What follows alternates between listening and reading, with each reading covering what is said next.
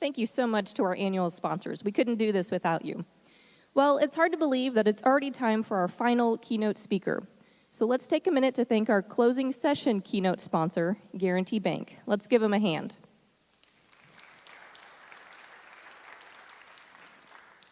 Our final keynote speaker today is Beth Silvers with Pantsuit Politics, and she'll be talking to us about creating a culture that supports a mosaic of perspectives and techniques for soliciting and communicating professional disagreement that enhances decision-making. Beth Silvers owns and operates Checking In with Beth Silvers, a life and business coaching practice. She has been recognized as one of Ohio's most powerful and influential women by the Ohio Diversity Council, a human resources game changer by Workforce Magazine, and one of Cincinnati's 40 Under 40 business leaders. Beth lives in Union with her husband, Chad, daughters Jane and Ellen, and a miniature schnauzer, Lucy. She loves people, politics, poetry, and watermelon.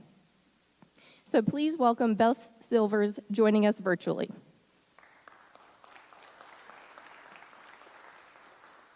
Hello, it's so nice to be with you today. I wish that I could be there in Springfield. Instead, I'm joining you from my bedroom in Union, Kentucky, which is right outside of Cincinnati, Ohio. And I hope that you have a chance to visit here someday because there's a very exciting water tower at my exit that says Florence, y'all. It's just the highlight of where I live.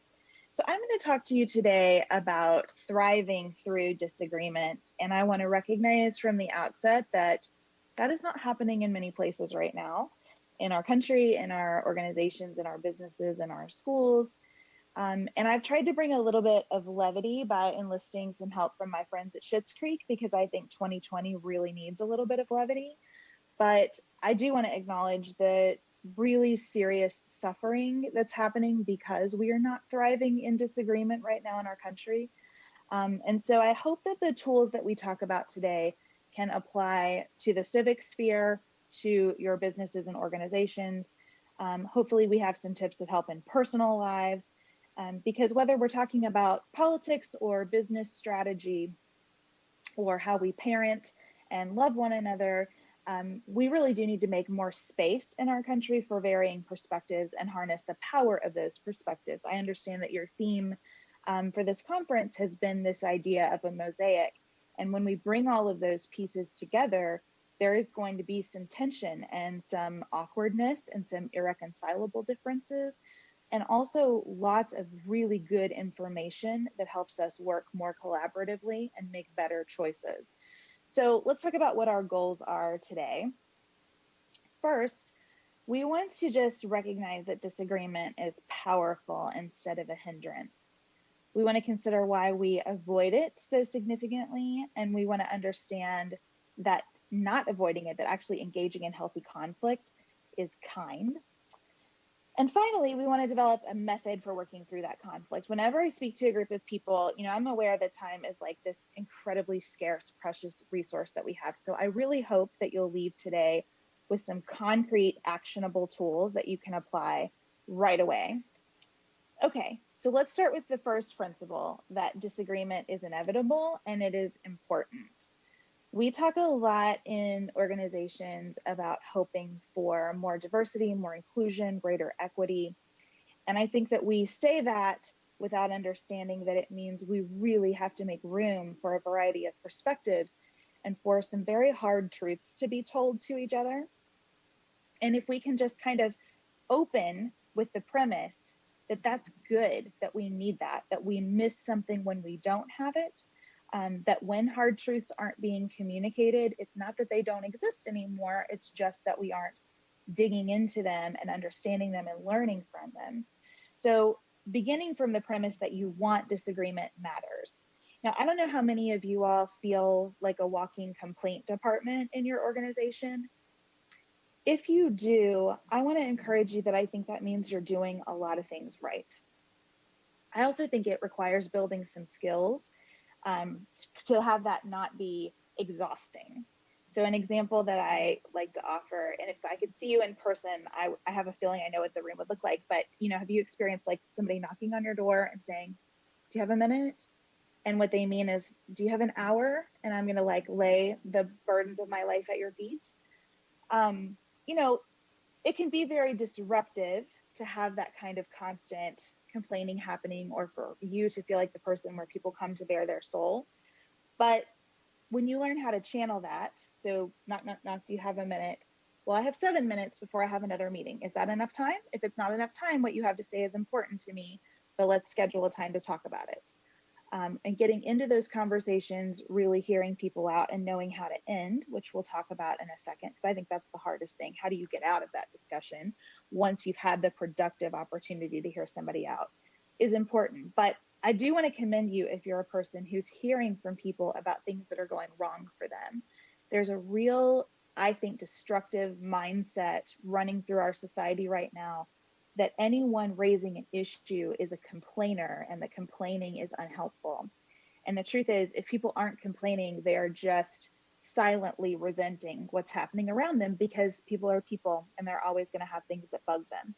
So surfacing what is bugging people is important. Also, if you're in a leadership position and you're not hearing that disagreement in meetings, we need to think about what kind of climate is being created. We want to reward people for disruptive thoughts in meetings. We want to reward people for questioning the driving thesis going on in a meeting. So really like trying to unearth it, to see that mosaic at all times is valuable. And you're going to be losing something critical if you're not getting it. So let's talk about the avoidance.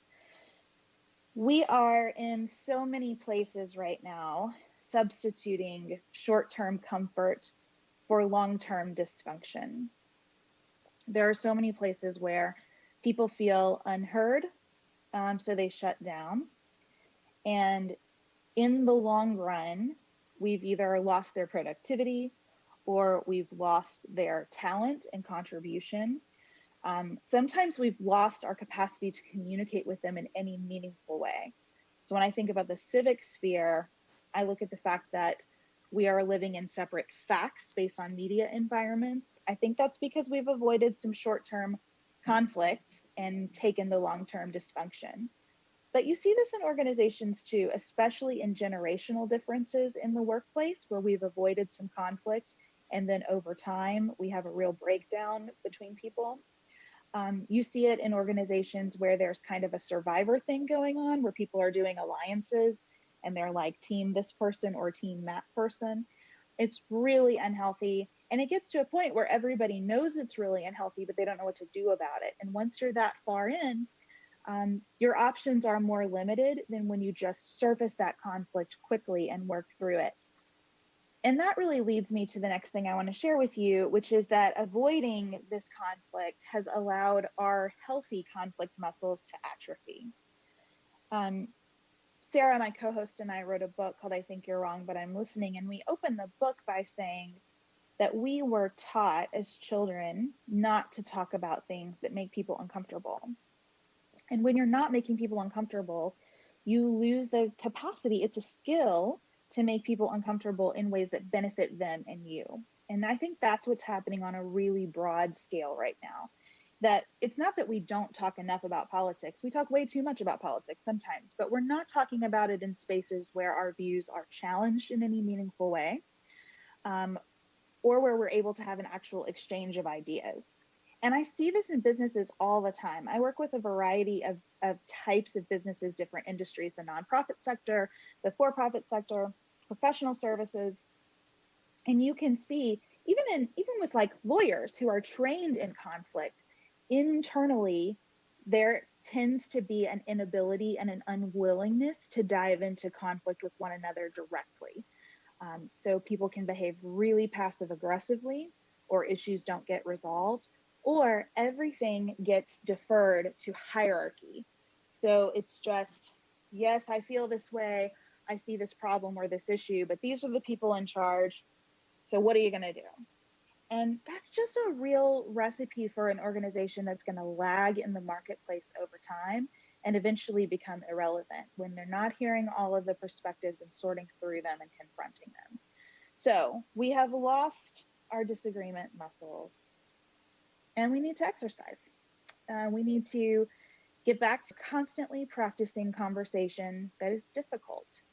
I have this theory about life that most of us are not getting enough sleep, we're not getting loved enough, and we're not saying hard things often enough to one another. And I think that hard things, I think all of those are related, but saying hard things will really help the other two start to fall into place, because it is stressful to hold on to what is unsaid. Our relationships are disrupted by what is unsaid. And truly, once you realize I am willing to feel the discomfort of communicating really difficult things to the people around me, it gets easier every time. It never gets completely easy, but it gets better over time. So I want to advocate for a way to exercise those muscles and then tell you about how I try to do that. So to warm up, if we're thinking about this exercise metaphor, we have to get really clear about our goals. And this is where, again, our short-term and long-term thinking collide. And I want to advocate that most of the time in our businesses and organizations and relationships, we need to be focused on the long-term relationship over the short-term issue. Now, even the short-term issues can be really critically important sometimes. And I'm not suggesting that we ever back away from something that even in the short term matters a lot. But I do think we need to understand that we don't solve major issues in one conversation. You've probably rarely had one meeting where something really important to your organization got resolved. We tend to think of hard conversations that way, though. If I have a breakdown in trust with a coworker, I'm going to have like this big talk and like summon my resolve and sit down, and we're really going to sort this out and everything's going to change. People don't work that way. Same thing politically. We're not going to have like the talk about politics and someone's going to completely flip on where they've been their entire lives. Because most of what's difficult between us as people is a result of long established patterns. And so knowing that going into a conversation is important. And that way we can get out of the mode of, I must persuade this person, or I must allow them to persuade me so that we can work through this, or I must solve this problem eternally. Then we can take some pressure off and know that I'm going into this conversation to build trust. I'm going into this conversation to enhance my understanding of this person, my understanding of myself, and there will be another conversation. Okay, so then we actually get into it. And it's really frustrating to have to give you this advice because I know it's unpleasant advice. But the truth is, if you want to be someone who's able to communicate difficult truth, you have to be a consumer before you can be a distributor.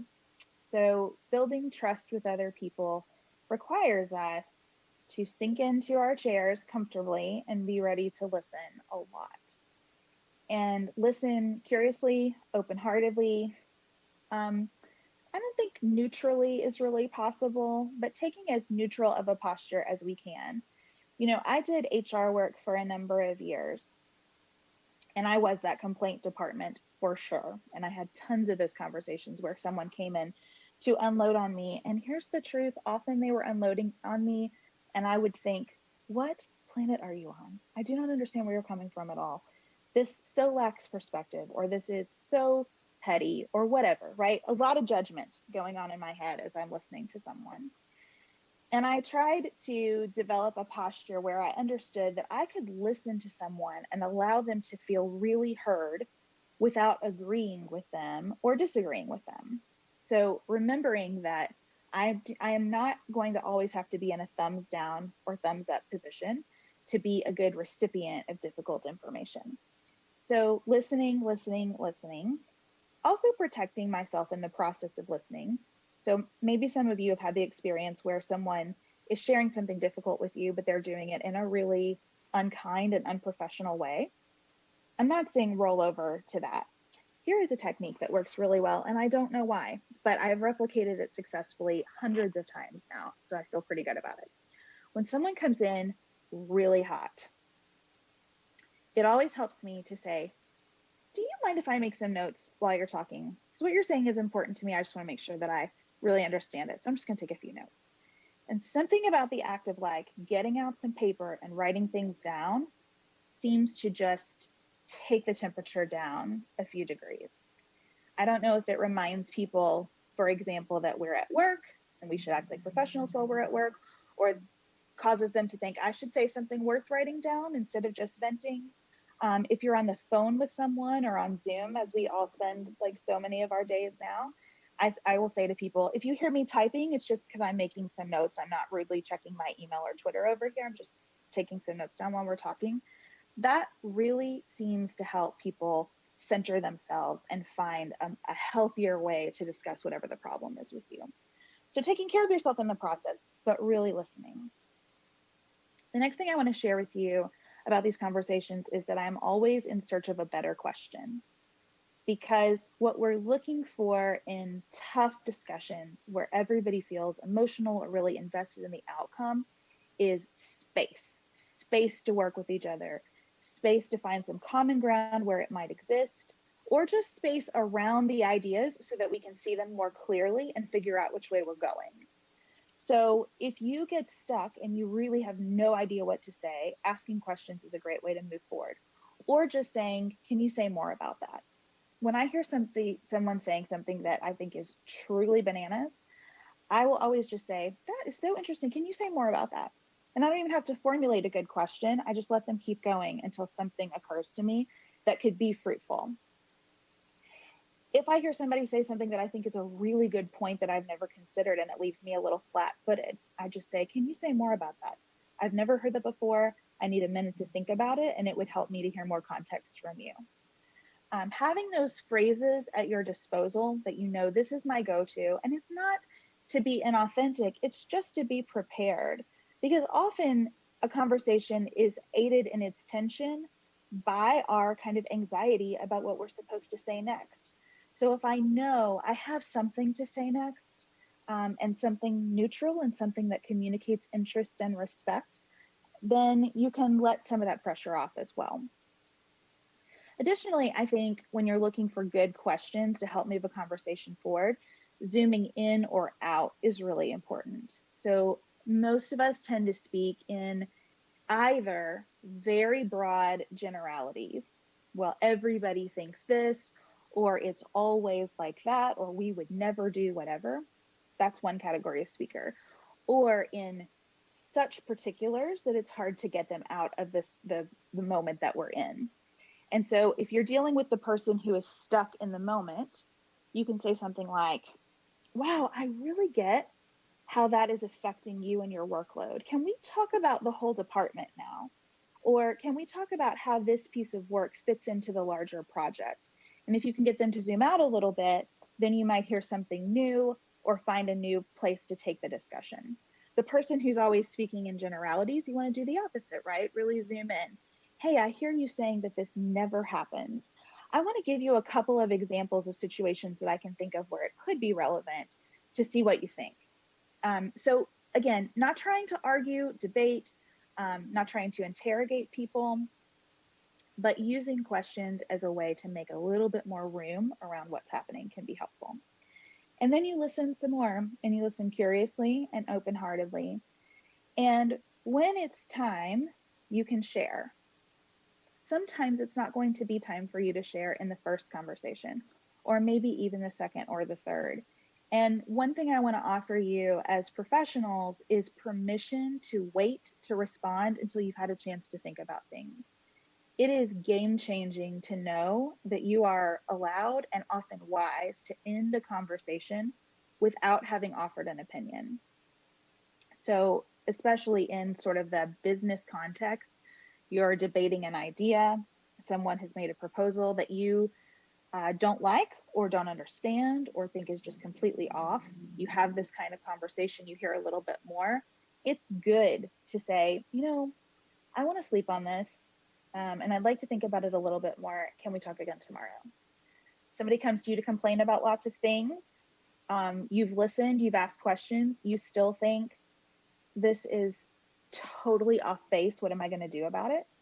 And you need some time to get words under you to communicate with the person that you're not going to be able to do anything. Just take a break. That's fine. And so much kinder than trying to react in the moment without feeling good about the way you're going to communicate.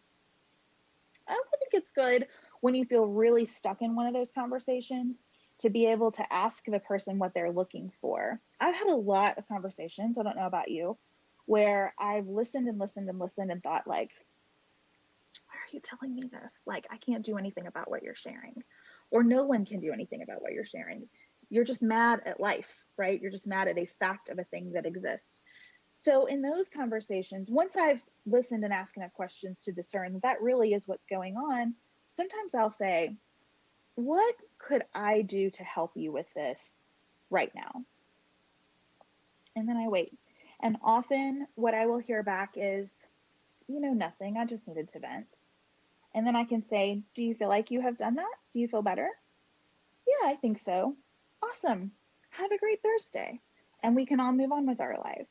I think most people are pretty honest when they're asked that question about what the limitations are. And it's a good way to help give someone who's kind of stuck in their own heat some empathy too, to say like, what is it that you need from me on this topic? So when it's time to share, sometimes asking for permission to share is a good idea. So if you're in a setting where, let's say you are the person with less power in the discussion. An example that I talk about often is that when I was working in HR in a large law firm, a very senior partner took me out to lunch to explain to me his theory of why women lawyers left the profession pretty early in their careers. And he spoke and spoke and spoke during this lunch, almost 2 hours of just kind of a filibuster on his theory of why women lawyers were leaving the profession. And I listened and I asked some questions and I ate my Caesar salad. And then when he finally stopped and I felt like he had said what he wanted to say, I said to him, are you interested in my perspective on this?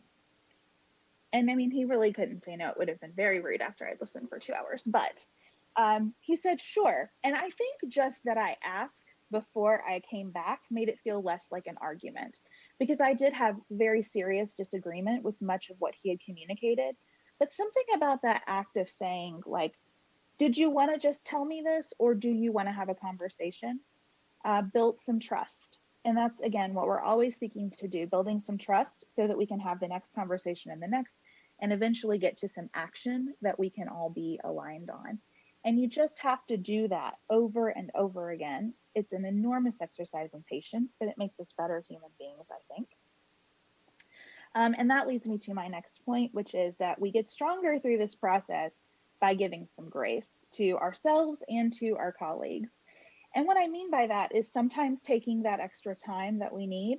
It's sometimes being really vulnerable in the conversation and just saying, I don't really know what to say right now. I'm kind of at a loss, or I'm really feeling emotional and worn down, and I would like to come back to this later. And I don't think there is anything weak about that. Anytime we're having a discussion with someone else, there are really two things going on at one time, at least two things going on at one time.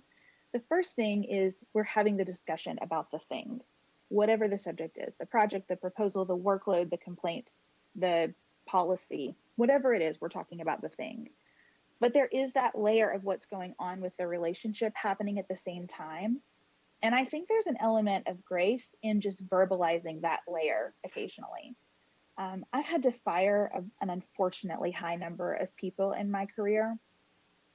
And I have found that whenever I have to have a discussion like that, talking about that second layer really helps. So saying things like, this is going to be a really difficult conversation. I just want to acknowledge that. And as it goes on, hey, I know that this is tough, that it is anxiety producing, and it's probably best for both of us to wrap this conversation up quickly because there's really not a lot to discuss. I'm communicating a decision that's been made. I have so much respect for you. I want to limit the amount of time that we have to sit here uncomfortably in this space. When we're talking politics, it helps a lot to say things like, I'm feeling myself getting mad, and I probably just need to take a walk because I don't think I'm getting mad because of you. I think I'm getting mad because of lots of things, and I need a minute. Or, hey, it seems like I'm making you really uncomfortable right now. Do you need a minute? Should we talk about this again later? I value our relationship, so I want to be careful with how we talk about this. So I think there's grace in verbalizing what's going on emotionally, verbalizing what's going on in the room. And I think there's a lot of grace for ourselves in recognizing I've got to get out of this sometimes. I also want to say so strongly to you as professionals that getting out of it also means getting it out of your head sometimes. The hardest conversations that take place in the workplace for me ended up haunting my thoughts constantly. Like I would just ruminate all the time on what was going on with a difficult partner or a difficult client. I would just rehearse that conversation over, replay it. What should I have said, or plan for the next one? I have acted out more work scenes in my head than I care to admit. And so I have really worked on that grace in the sense of allowing myself sometimes to not think about it anymore, even when it's really important. One practice that I use around this is like, I worked for a partner named Tim for a long time who was exceptionally difficult and who occupied a lot of space in my head. And so I would say to myself, like, Tim is not invited to my yoga mat, or Tim is not invited to dinner with my family. Tim is not invited to my podcast listening in my car. And really working on some discipline and some containment around these discussions. I think that's where some of the grace is as well. Okay, so as we develop these muscles, then we start learning to get comfortable with discomfort. And again, I think labeling that discomfort really helps. The more you're able to speak out the dynamics of a conversation, the easier it gets. I also think there is like a physical feeling that accompanies knowing that you can handle a tough conversation. I give a talk sometimes about how to fire people. And one of my rules on that is just simply don't be weird. And I always tell people, like, this very technical term, don't be weird. But what I mean is you have to find that space in your body where you've told yourself, whatever happens, I'm going to walk out of this room the same person who came into it. I am still important to this workplace. I am still loved by my family. I'm still going to be able to watch Ted Lasso tonight or whatever. I'm going to make it through this. And once you get that feeling and you just like can sit in it, then just about any conversation you can go in and handle really well. And the more you learn to cultivate that physical feeling of I'm okay, the more everyone around you is going to relax. And that's what I mean about conflict being kind. I think a lot of the unkind dynamics that persist in organizations come from people being exceptionally tense within themselves and spreading that tension to everyone around them. And the more, it feels so good to be around someone who's comfortable with themselves, right? You're attracted to that person. You want to spend more time with them, and it gives you confidence yourself. There's something generous about being okay in a tough moment. And so I think cultivating that spirit of generosity around your own comfort in those tough moments is really valuable. And it will take your career to new heights to be able to sit in a meeting and criticize an idea that everyone is loving or poke holes in it. To be able to sit in a meeting and say, hey, I understand the spirit in which we're discussing this, and I am on board with that spirit. I think we're missing something really essential here. That matters a lot. And that specifically matters if you're a person who has some power in an organization and you're speaking on behalf of people who are underrepresented or who don't have power in the organization. Your capacity to comfortably say to decision makers, we're leaving a category of people behind here. Or we're talking about this in a way that I think if our colleagues could hear, they might feel disrespected. And I think we need to sit with that for a moment. I don't think that's what we're intending to do, but it's happening. And I think we need to name it and talk about it and account for it. If you can be chill in your physical body as you say those types of things, everybody else can relax a little bit too, and the conversation will be much more fruitful. This is a practice. It is not a one-time deal. You have to do it all the time. I suggest starting at home. So my husband and I have a perpetual fight over our dishwasher. He believes he's a dishwasher loading expert. I don't think there is such a thing and just want the dishes to go in and be clean. And what we've realized is that often when he is telling me how to load the dishwasher and I am resisting that, I'm having a conversation about respect, and he's having a conversation about the dishwasher. And that's a fight that's going to happen in our marriage until one or both of us passes on. So it's a little joke now for us. And this is a place where we practice healthy conflict because we're able to name, oh, we're doing the thing again. I know you don't like for me to tell you what to do. No, I do not like you to tell me what to do. I know you're just trying to help me load the dishwasher efficiently. And it builds a little bit of muscle memory for our marriage, yes, but it's muscle memory that I take a lot of places in the world with me. I talk about politics on the internet as a woman every single day. There's a lot of conflict that comes my way. And those little dishwasher incidents follow me into that conflict because it helps me have more self-awareness. Oh, I feel attacked by this email from someone I've never met. I'm feeling disrespected by someone who doesn't know me. That's not very helpful to either of us. They're talking about this thing and I'm internalizing it in a really personal way.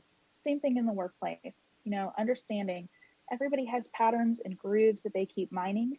If I can step out of mine enough to see where I'm just repeating a behavior that's never been helpful to me, or I'm feeding into a dynamic in the workplace that's helpful to absolutely no one, that's really important.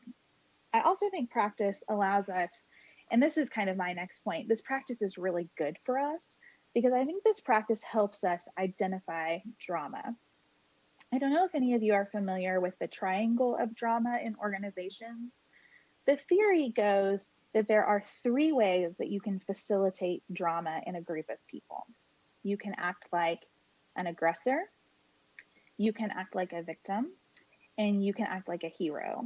And all 3 of those roles contribute to drama in the workplace. Now, I want to be careful about how I say this because some people truly are victims in the workplace, and I don't want to minimize that. So it's not, again, I think complaints are important. It's important for people to surface what's going wrong. There is a version of victimhood in the workplace where someone is actually not a victim. They are just projecting something into the situation that isn't there and it's unhealthy. But there are real victims in the workplace, and I want to acknowledge that. Most of us, I find, especially in my coaching work, insert drama into the workplace by trying to be a hero, right? We cross boundaries by trying to swoop into situations where we do not have enough information, and we make a decision that we believe is benevolent, but that does not take everyone into account around us. So when you practice this kind of healthy conflict, and you're very good at spotting these things in other people, you will get better at spotting them in yourselves as well. And you'll be able to name it and discuss it, sometimes apologize for it when that's due, and move on. I think the hardest part, I'm going to refer to this as the cool down of our exercise, is getting out of these discussions. Getting out can be really tricky. So as I said earlier, sometimes we're pausing a discussion that's going to continue. Hey, thank you so much for talking with me about this. I learned a lot. I want to think about it some more. Let's talk again soon. This is a political conversation. You can just say, hey, I'm really glad we discussed this. Let's come back to it someday. But right now, let's talk about the soccer game. Sometimes we're moving on, and this I think is really important in business because often there will not be a middle ground. There shouldn't be. I think we hinder ourselves in our businesses sometimes by compromising too much. So sometimes we're making a decision, we're resolving this conflict by picking a side and going with it. And you really need to be able to do that. In an early one of his Amazon employee letters, Jeff Bezos, who I do not try to quote often, said, you have to be able to disagree and commit. And I think that's such a good philosophy.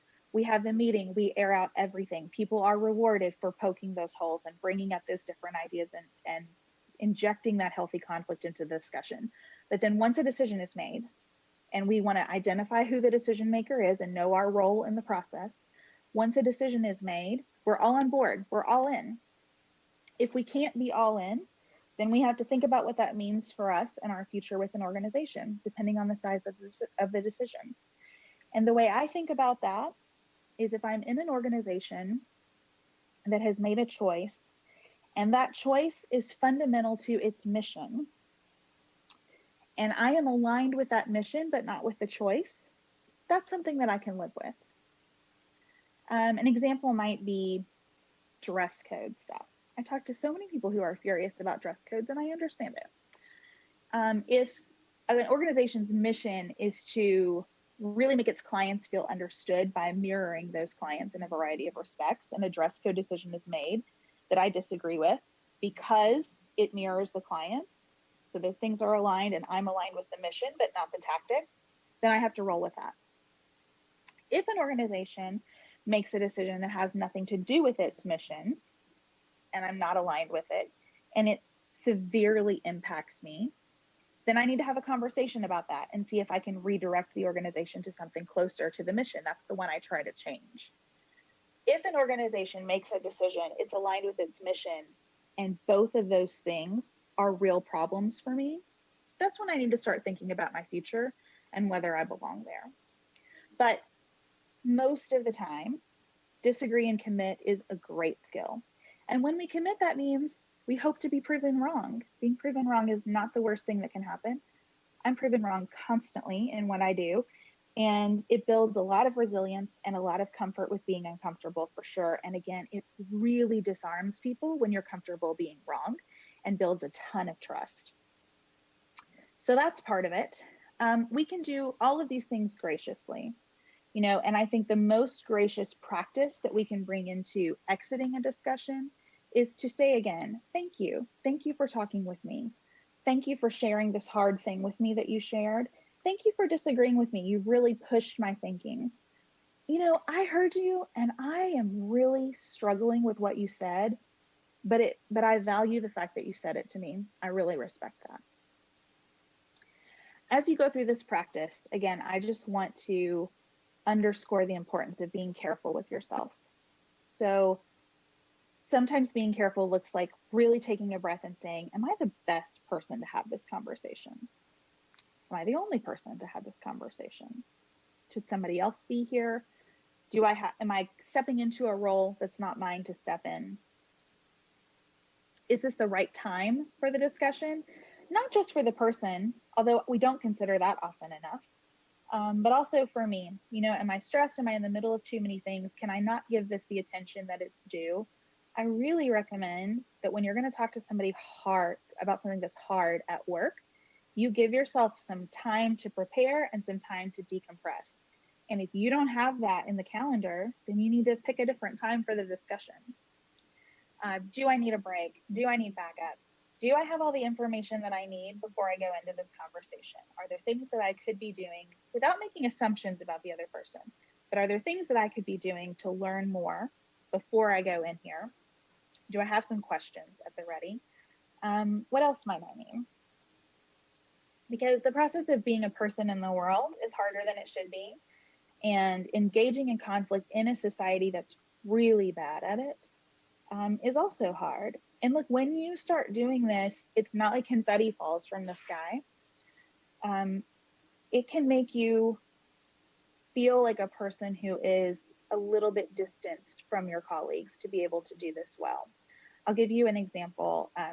When I first came into HR, I started being copied on these just forever long email strings, like between departments where people were angry at each other and sort of passing an issue back and forth. And it would just go on and on and on and on.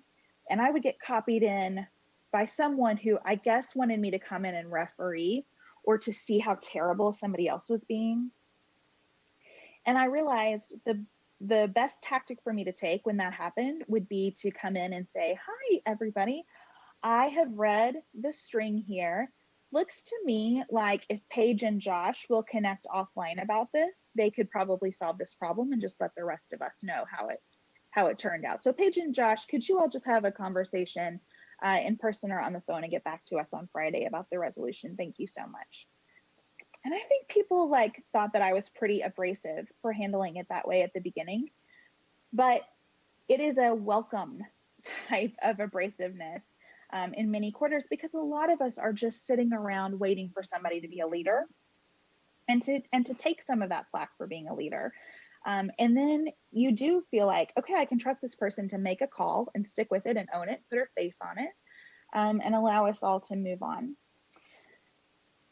So I hope that you can keep getting stronger through this process, practice these conversations, be gentle with yourself in the process, but keep getting back in there because it will make you really good at what you do. And eventually you will have built a lot of trust and be someone whose voice people feel is critical to what's going on. Whatever the problem is, because this skill is so rare, when you have it, you will be in high demand. And I so appreciate your time and attention today. I know that when you're at the end of a conference, it's a little bit rough to sit through that last presentation. So thank you for hanging in with me. I hope you'll stay in touch. You're welcome to email me with any questions at any time. And have a lovely Thursday.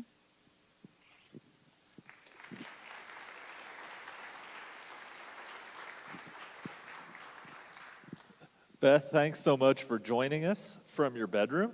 A phrase I never, ever thought I would issue, say on the stage of a big theater with a bunch of people really spread out. But thanks so much, Beth, for joining us. And thanks to our sponsors.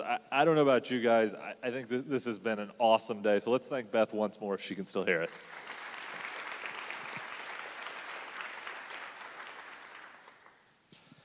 And they're going to have to help me out because I walked off without the clicker. So. This is how live TV is made, folks.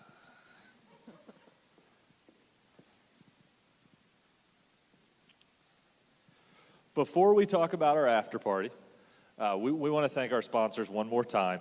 Once again, City of Springfield, second year in a row sponsoring the SGForum. We thank them so much for investing in us so that we can invest back in them. So let's have a round of applause for our presenting sponsor.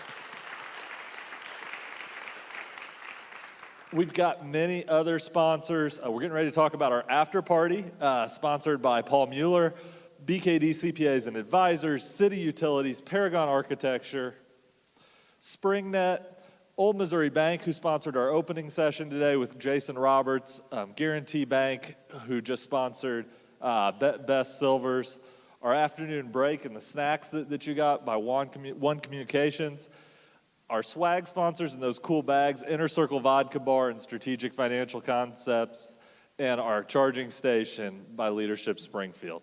Let's give them all a round of applause as well. Jessica and I also want to give one other special thank you. This event goes off because of a ton of work by people who are not Jessica and I. We are thrilled to participate, but our chamber staff, and specifically Katie Jones, the Chamber's Talent Retention Coordinator, put in a ton of work to make this happen and make a great event. And so I want to thank them, and I'd like Katie to step out here and wave so we can clap for her.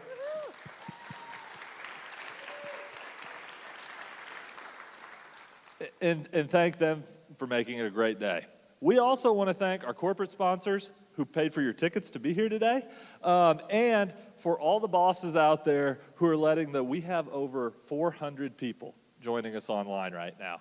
And so for all of the business sponsors who have invested in this event and have invested in letting their YPs spend the afternoon with us to get fired up about Springfield, we say thank you for that as well.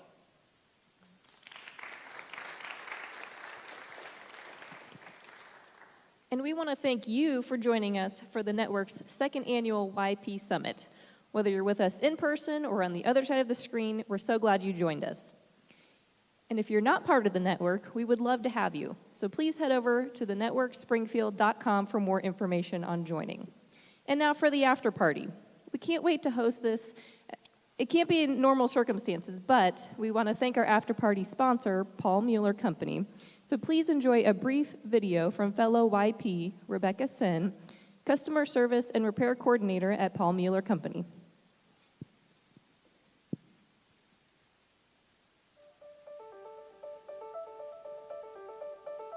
On behalf of the Paul Mueller Company, we would like to thank you for attending the second annual SGForum. As a company that has been in the Springfield area for 80 years, we recognize and value the contributions of young professionals in our business and community. Since the establishment of our entrepreneurial business in 1940, Mueller has grown to become a global headquarters to create solutions for processing companies throughout the world. This would not be possible without a talented workforce that the Springfield area provides. If you've ever filled a prescription, taken your child for a vaccine, enjoyed a cold beer on a hot afternoon, shared a glass of wine with friends, bought salt, sour cream, or a carton of milk, then you've likely used our products. We make the processing equipment that makes all of this possible. It is our goal as a global company to make an impact in our city and world.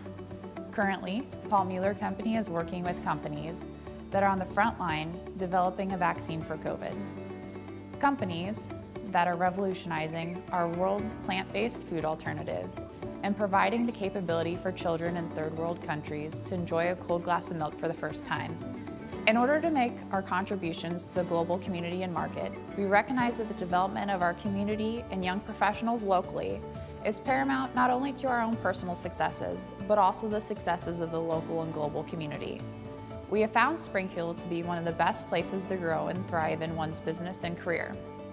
Globally, Paul Mueller Company employs about 1,000 people and has facilities in Iowa, the Netherlands, and Vietnam. Our headquarters in Springfield employs over 600 of these employees seeking to make a difference in the world. For Springfield to continue its tradition of excellence and continue to grow, we need community members that are vested in the area and are dedicated to making Springfield even better for the next generation. We believe that programs like the Network and SGForum help generate and grow the young leaders to better Springfield. We are proud to sponsor this event. Thank you for your attendance, and we hope you enjoyed the SGForum. We'll see you next year. Let's hear it for Paul Mueller Company. For those of you that are joining us in person, feel free to stick around and network with your fellow YPs while remaining socially distanced in the theater. You can hang out until around 5 o'clock, and as you exit, please be sure to grab a charcuterie box from Springfield Charcuterie. And for those joining virtually, we don't want you to miss out on the fun. So if you're a member of the network, you should have received a Zoom via email this morning. If not, you can find it on the SGForum event page. You'll get to go into breakout rooms and network with those who joined virtually and talk about what you learned and what you enjoyed about today. With that, we're going to wrap up the SGForum for 2020. We hope you will join us right back here at the Galois Theater for the SGForum in 2021 on June 11th. As a moment of personal privilege, I think when I love this day so much because it's an awesome time to just celebrate Springfield. And when I heard Sean Monday say, bet on Springfield, that would be my words of encouragement today is, bet on Springfield. Bet on the businesses who invest in here, that invest here. Bet on your fellow YPs who are making this the place where they want to live, work, and play. I think we heard about how it's important to bet on someone who might look or think differently than you do. And most importantly, just bet on this community that cares, because this is an awesome place to be. Thank you so much for being here in person. Thank you to all of you who are here online. Have a great week. Have a happy holiday, and we'll see you guys soon. Stay well.